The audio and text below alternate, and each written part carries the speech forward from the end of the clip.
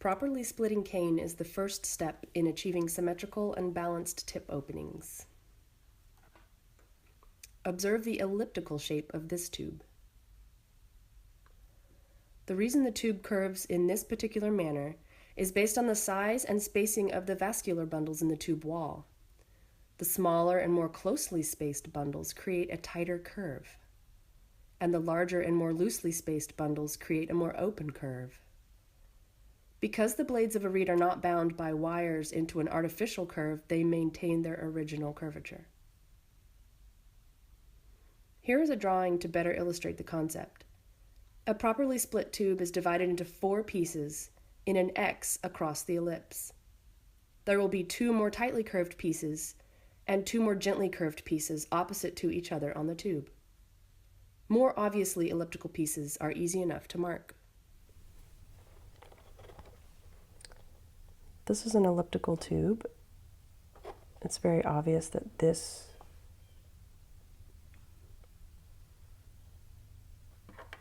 is the tightest curve. So I'm going to put that at the top and mark in an X across the ellipse.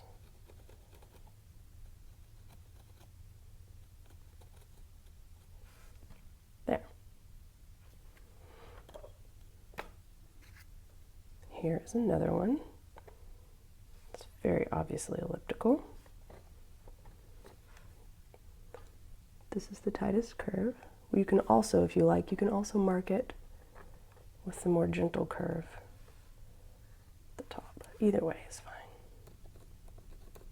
Mark it in an X.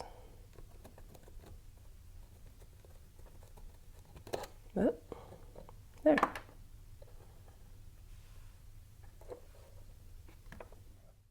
Why is a proper split so important? Mixing the 2 densities, or splitting into pieces that are not centered over a curve, results in asymmetrical and unbalanced tip openings.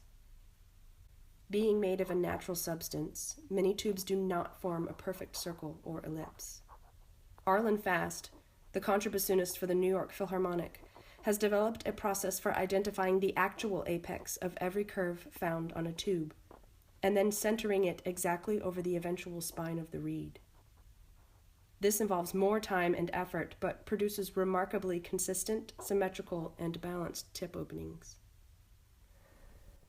First, roll the tube on a flat surface to find the straightest section.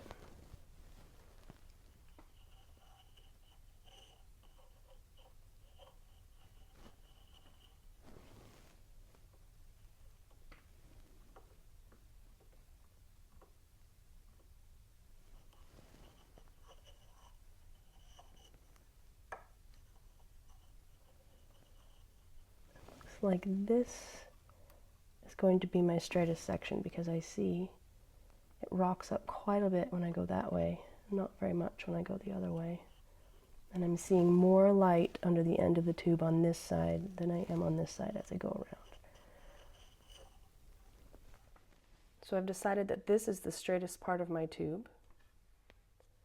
I'm going to take a spare piece of gouged cane with the center line marked. I'm going to hold it over the straightest part. I'm leaving off this because it becomes a little bit narrower there. I saw some light. So now, mark the end, and the middle, and the other end. All the way around the tube.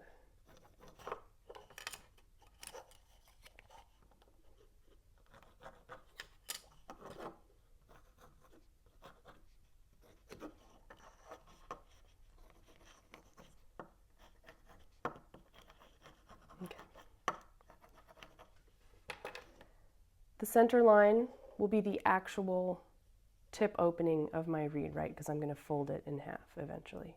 So this is where we're going to use the radius gauge to find the actual apex of all the curves, all the possible curves on this tube.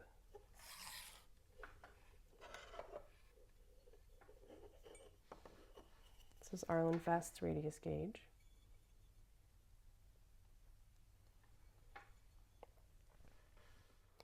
Hold the tube to the radius gauge, centering it over the actual future tip opening of the reed. and twist it gently until you find the apex of a curve. The sides of the curve will most likely not sit flush with the metal, but it will most importantly be symmetrical on either side of this line, the apex of the line. Because tube cane comes in 24 to 25 millimeters diameter, you will probably only use the first several openings of this gauge.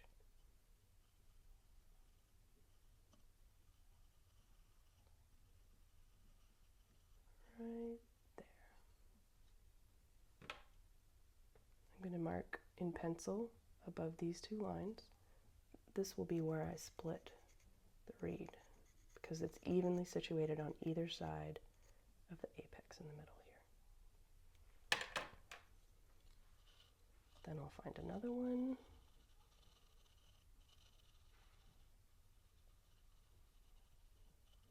Right there. Mark it.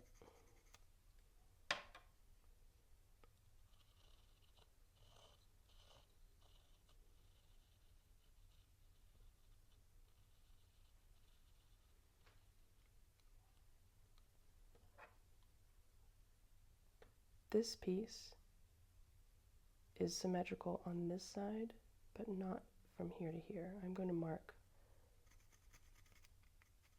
this area to split off. If I had marked it here, from here to here, it was not as symmetrical as marking it from here to here. My split pieces are very even in width.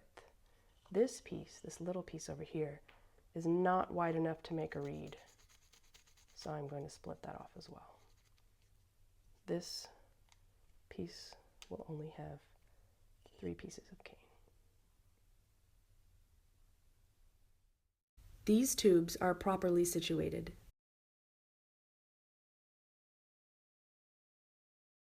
These tubes are not properly situated.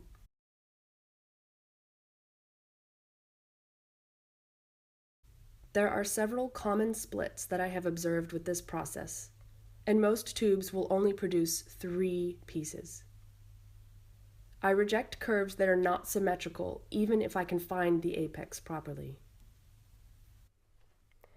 Now that the tubes are marked, split them carefully with a knife and a rubber hammer to avoid injuring your hands or wrists.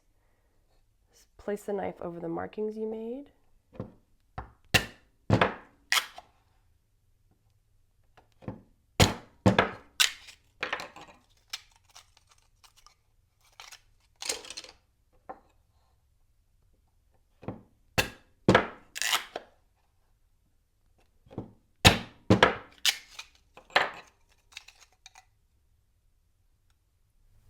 Splitting this tube is a little more complicated than splitting a regularly marked tube, but the idea is the same.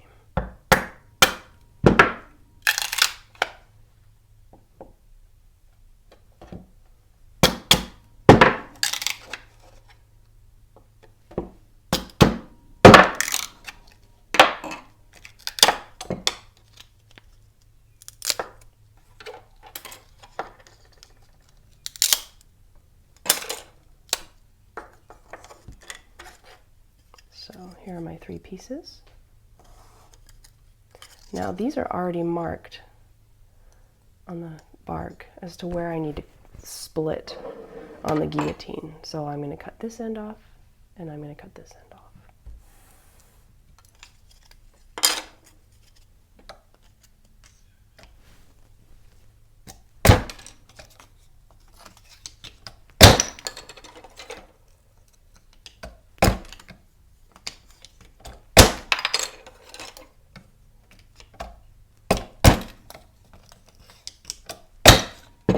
There we go.